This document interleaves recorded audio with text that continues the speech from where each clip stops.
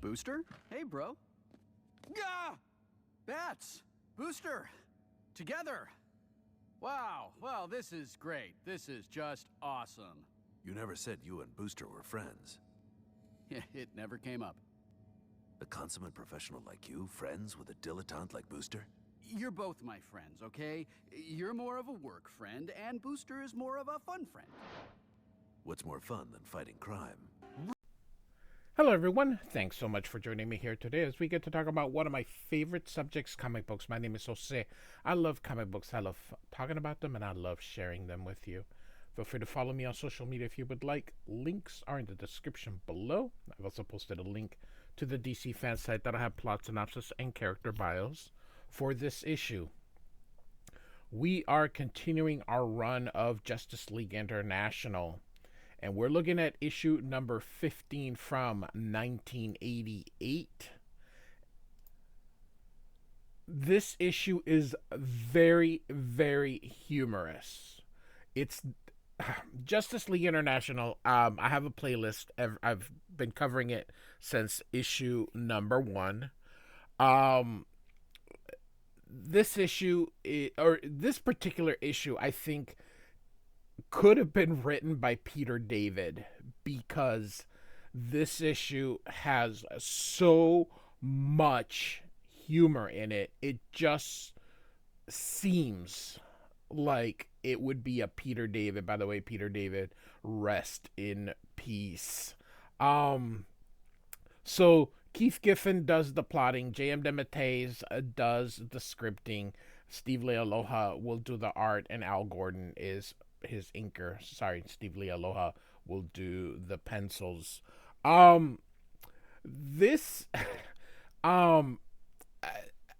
You'll see inside. It's just so much humor. I really do believe this is the most humorous issue to date. And so we've got oh my goodness, I forgot his name already, but it'll be on the inside. And he's doing like an infomercial or a commercial back in the 80s. And it can all be yours for our special low price, meaning the Earth. The Lives of the JLI. Steve Leialoha does the art on the cover. And this guy, no, it's Elron. But I really did forget the name of this guy, but that's all right. We will get it on the inside. So, Gnort and South. So, Lord Manga. That's there we go. See, I told you. And so, Lord Manga says, "Do my eyes deceive me? Is the cluster under attack?" And Elron says, "I'm happy to report, Lord Manga, that your eyes are working perfectly. We are indeed under attack." And Lord Manga says, "Who is it, Elron? Who would dare?" And Elron says, "A Green Lantern, my lord, and not the lantern assigned to this sector."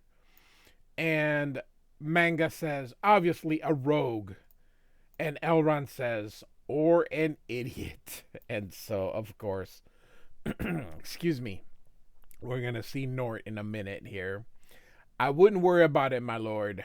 And Manga says, "I'm not worried."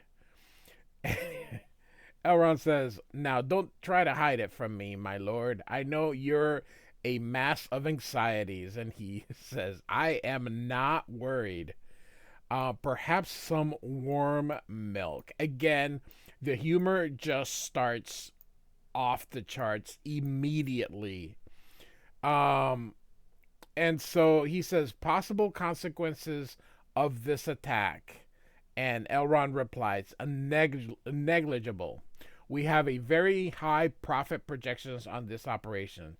At most, this Green Lantern is a minor annoyance, a fly, a speck of dust, a lone maggot feasting on the corpse of the universe, a bit of lint in a cosmic navel." And Manga says, "I get your point, Elron. Still, I wonder who would be foolish enough to attack us alone." And of course, we get a Gnort here. being attacked. I like the ships just kind of each one, instead of all being the same color, the colorist kind of just um, gives us a different color so that we can tell how many they are here. So, all right. And so Gnort goes, Ring, don't fail me now. He is truly um, comedic relief on an already funny issue. So Gnort says, maybe I should have thought this out a little more. And then he pauses. Who am I kidding? Thinking was never my style. I am Gnort, the greatest GL of them all, a hero of epic proportions, a man of action and passion. And then he goes, time to run away. No, if I run away, all the lanterns who's been saying those nasty things about me will get the last laugh. I die rather than let that happen. And then he goes, well, maybe I let myself get a little flesh wound. Heck, nobody's gonna hurt me. I've got this little ring-a-ding ready to jump at my every command. And so you see he's using it here and causing a damage, throws that thing on them. And this guy says, sir, our cloaking shield is down. And Manga says, what? And the guy repeats it again. And he says, I heard you. That was rhetorical. That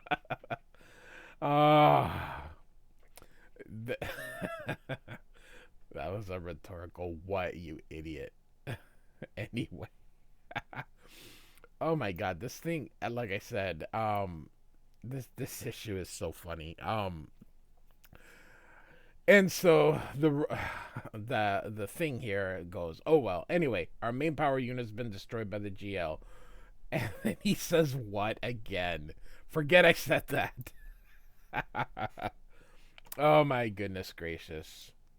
And so Elrond says, this could have negative financial ramifications. After all, we're the cluster. We travel from world to world, forcing planets to join our cosmic shopping networks. If they don't agree, we ravage their planets and move on. And Manga says, please, Elrond, you sound like a contrived plot summary, which of course it is. So... So Manga says, move up the timetable. We can't afford to wait till the deadline. Whether the world's government wants to trade with us or not, we're taking what we want. We're taking the Earth now. And so initiate, again, showing the colors of the ships differently. I think that works out really well. And Elrond's like, sir, I love it when you take command like that. And so he's talking with the warriors that were down on Earth. The operation has begun. Our salvage fleet is on the way. Prepare to receive merchandise. And this guy says, well, it looks like we'll be out here sooner than expected. And this guy says, damn. And this guy says, what's wrong? Well, I was hoping we'd have time to pick up some souvenirs. There are these paintings I've heard about. Little Earth children with big eyes on a velvet background. And so I don't know what it is referring to. Is it anime or manga children with big eyes? Meaning, so that tells me it's manga. The velvet is normally a purplish. Does it mean like the screen tones that were applied? So I think this is talking about manga, but I had a trying to understand. So I think that he's talking about getting mangas. So which would make sense with manga there. And so Oberon here sees that there's an attack. It causes some energy spike, and so he presses the button times to get the JLI in there, who is going to go through that power surge. This is a power surge that caused it. And so Booster Gold asks Mr. Miracle if he's okay. And he says, yeah, it shorted out his arm unit. And Blue Beetle says, good thing you don't store that thing in your pants. Oh, my God. And, of course, sorry. Mr. Miracle says, Beetle, there's nothing like a good sense of humor. And Beetle's like, yeah, And Mr. Miracle says, and you've got nothing like a good sense of humor. So there's the hardy har har. And so at least Oberon managed to get a fix on the surge, the Australian Outback. And so Booster says, I still think you should have insisted that Gardner come along with us. And Miracle says, come on, Booster, we can't force him. He said he had urgent business. And Booster says, the man's brain is tapioca. What kind of urgent business could he possibly have? Again, I have a playlist. So when Batman hit him way back in issue 6, it could be 5, but I don't remember. Hal Jordan came down to have a talk with him, and ever since he has become the polar opposites. Now there will be a change coming up for Guy Gardner. So anyways, and he continues here, and with the others heading into battle, well, we could sure use a lantern's power. And so Flame here says, I think this is the Green Flame, or that's what her name will ultimately be. And she says, if it's power you want, Buster. And she says, that's Booster. Why can't anybody get it right? And so she continues, then we're it. We may be on probation, but we can still do a damn good job filling out for your missing GL. Don't forget, the Green Flame and Ice Maiden were 2 of the heaviest hitters in the Global Guardians. Sorry. And Booster is like, the Global Guardians. Gee, I'm impressed. One woman shoots popsicles. And the other one breathes fire. God, give me a break. And of course she says, which leg would you like me to start with? And she says, and then Blue Beetle says, is that a threat? And she says, yes. And he goes, just checking. So real quick before I continue, Blue Beetle, the reason I'm not big on the new Blue Beetle is because I'm very partial to this Blue Beetle. This is from when I was a kid, so of course, nothing wrong with, is it Jaime Reyes is the new Blue Beetle? But, you know, the new Blue Beetle is more of a modern character, whereas I prefer the classic. So I like this Blue Beetle. And like I said, it's the Blue Beetle I grew up with. And so they manage to get to Australia here, and he goes, what do you know? There's Australia dead ahead. And of course, the Green Flame says, lucky for you, blue butthead.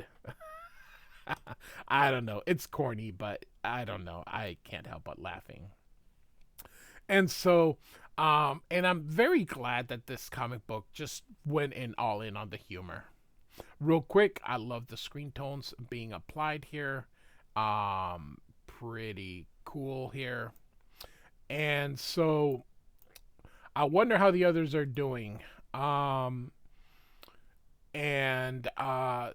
So we have Captain Atom, Martian Manhunter, and Rocket Red here. And so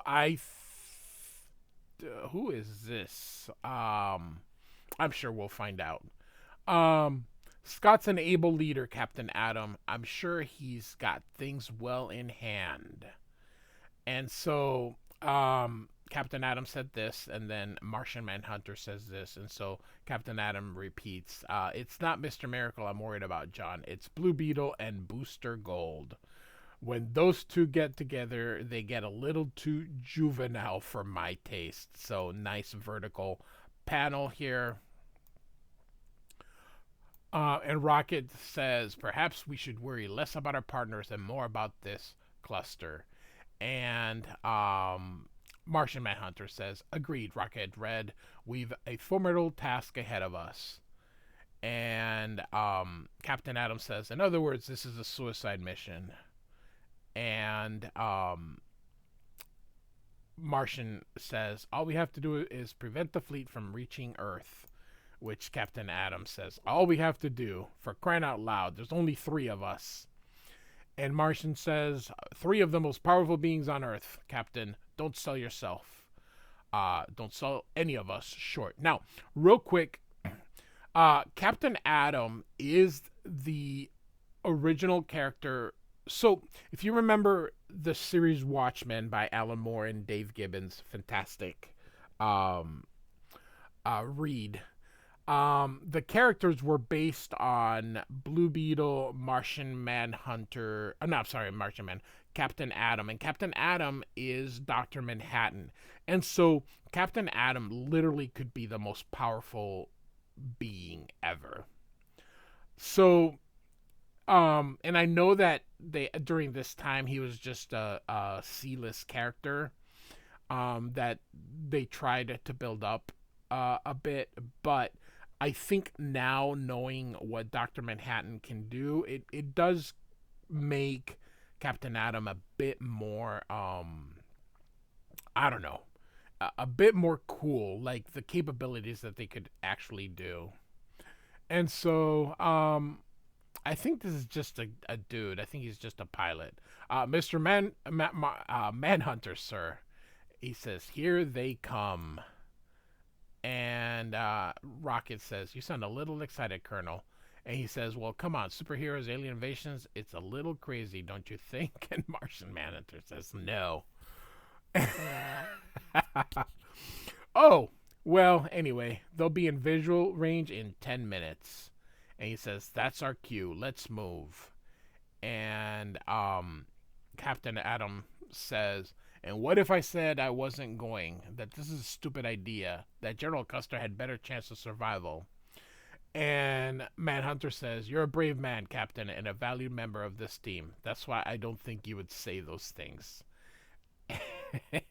And he says, well, you're right, of course. And so our heroes step out and see the ships here. And Captain Adam says, I mean, look at these ships. And Martian Manhunter, rather mundane design, wouldn't you say? They look like every other alien invasion fleet I've ever seen. And Rocket says, if they didn't, Comrade Manhunter, how would we recognize them? And Manhunter says, it's odd though. They're just hovering there. And Adam says, maybe we lucked out. Maybe they heard about the League and they're scared stiff. Maybe they're going to run and going to turn tail and run any second. And Manhunter says, you don't believe that, do you?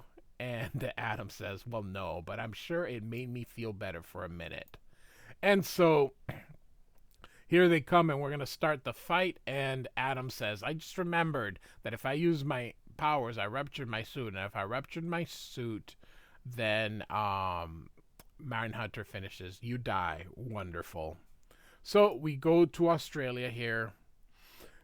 And I don't know. I don't know if I should just narrate or keep going. It's just so much goodness here. And so one of them says, well, you look at that. And the other one says, what is it? Some kind of giant thingamabob. Oh, my goodness. And so the Mr. Miracle says, you know, Captain Adam warned me about you and Booster. And Beetle says, oh yeah, what'd he say? Never mind that. Let's get down there so we can. And of course, this guy comes in and he goes, you'll do nothing, Earthers. And Beetle's like, hey, he's big.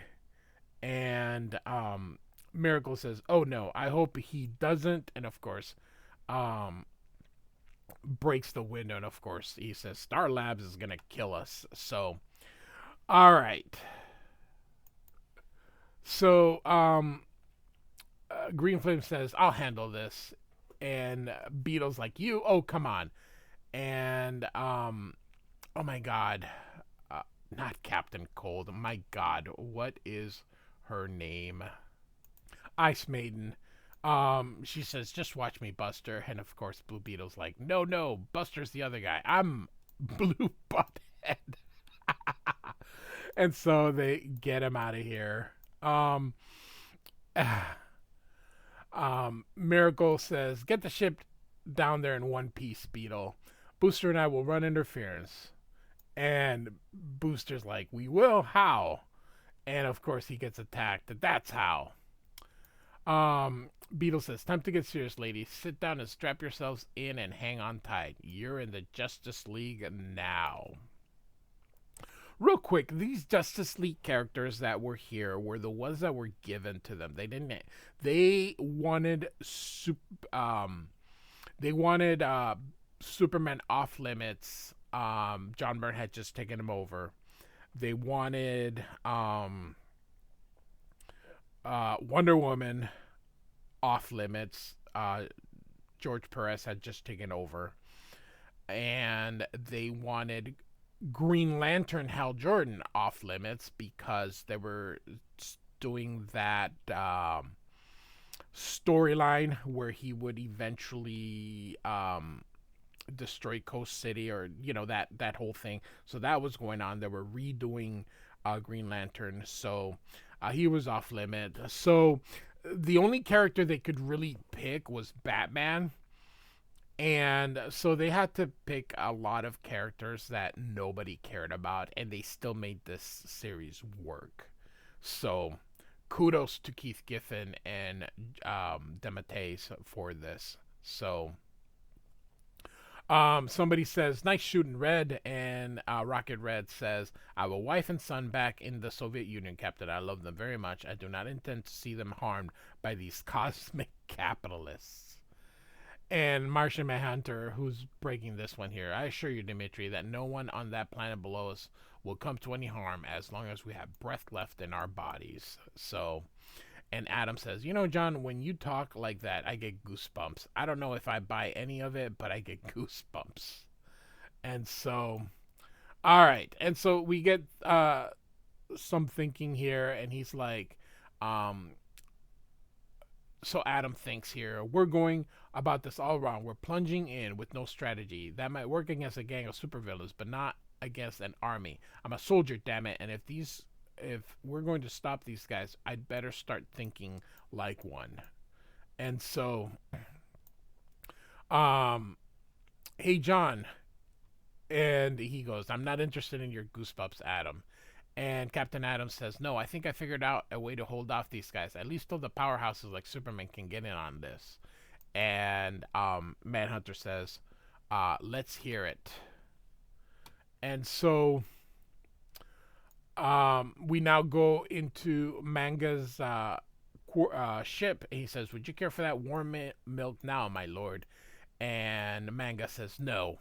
Well, maybe. How are we doing, Elron?"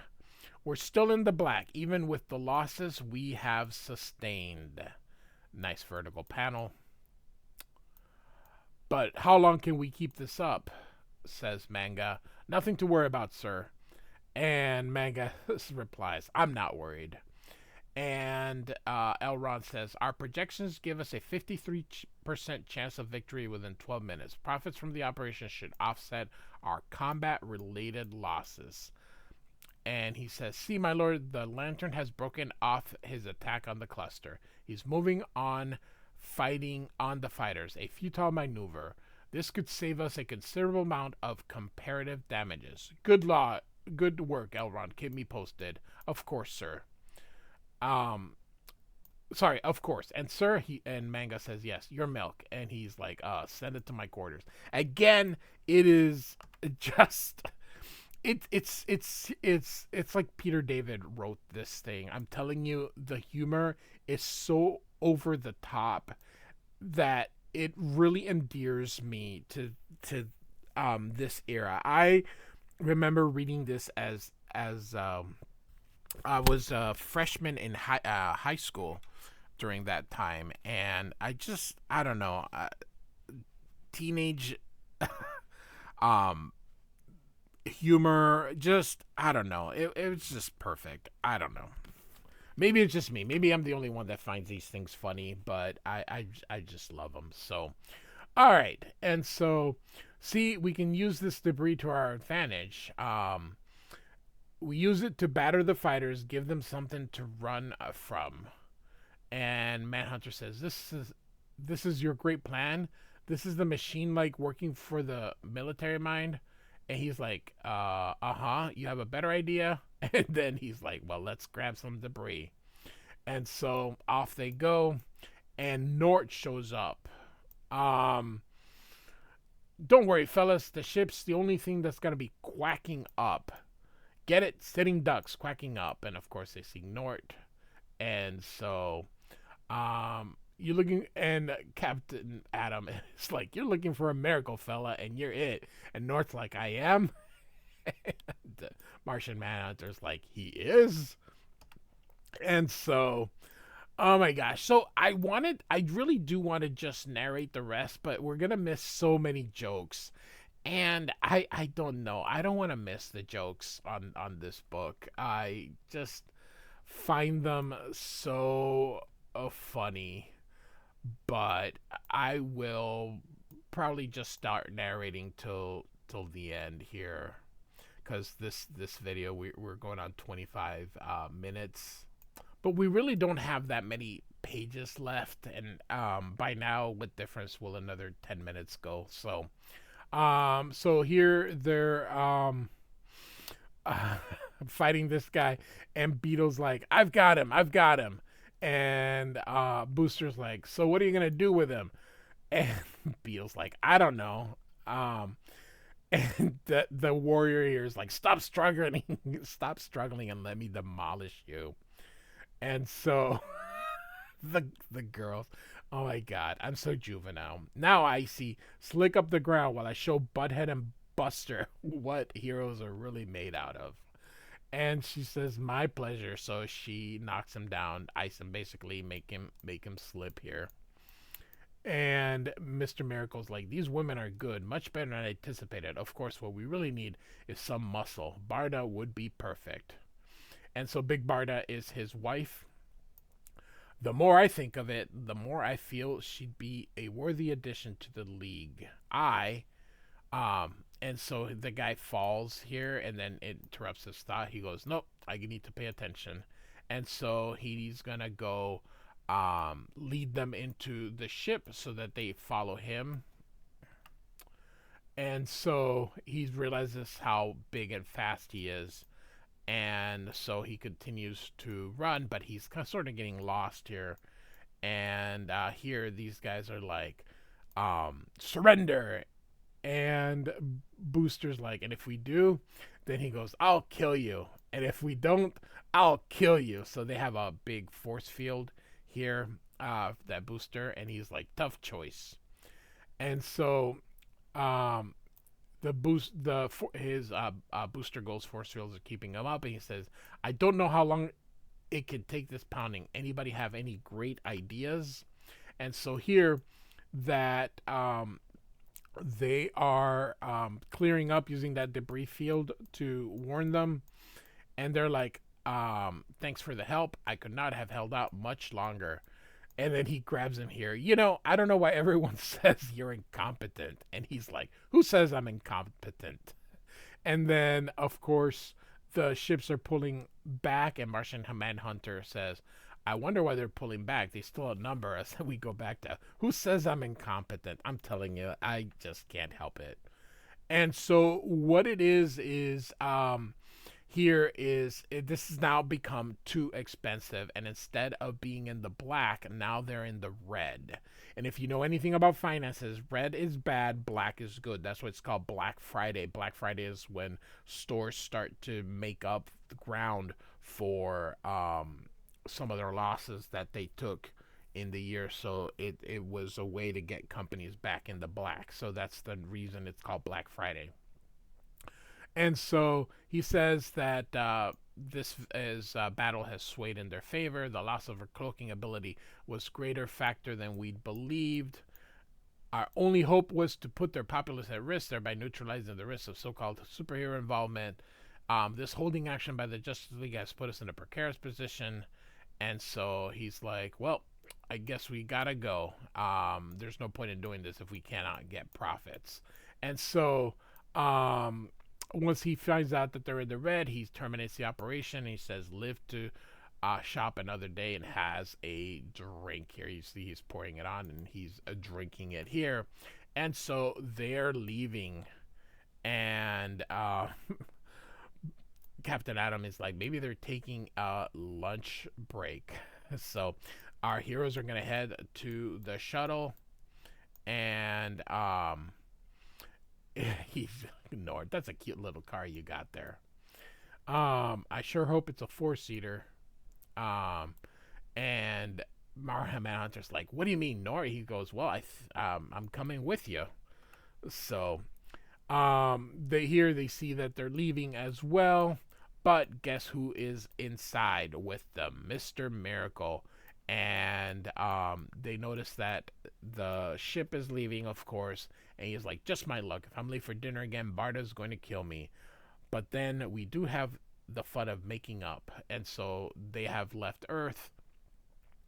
And I better get moving. Another few minutes and we're going to hit space. And so we bid a fond farewell. So he grabs his disc here, but he is grabbed.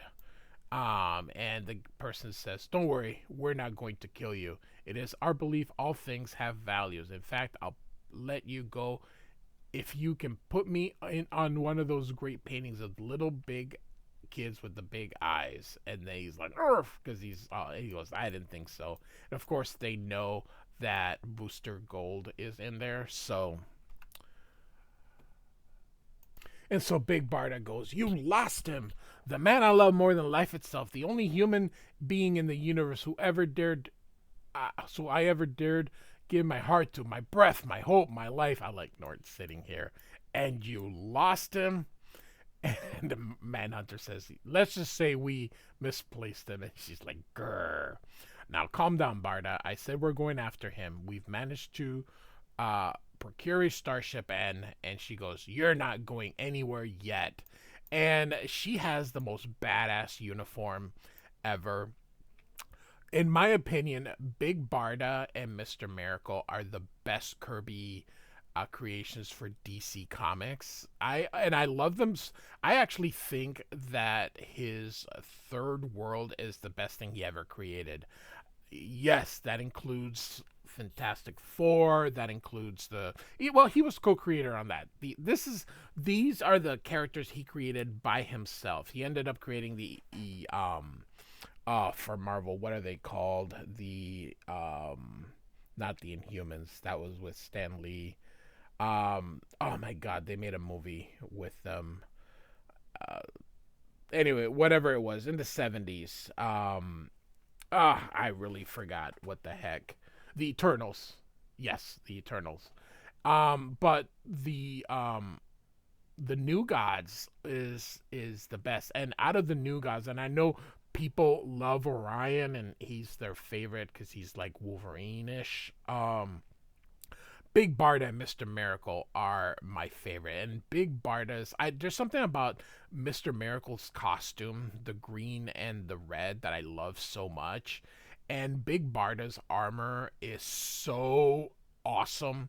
I just love it so much. And so I'm a huge sucker. I think these are the best Kirby creations ever.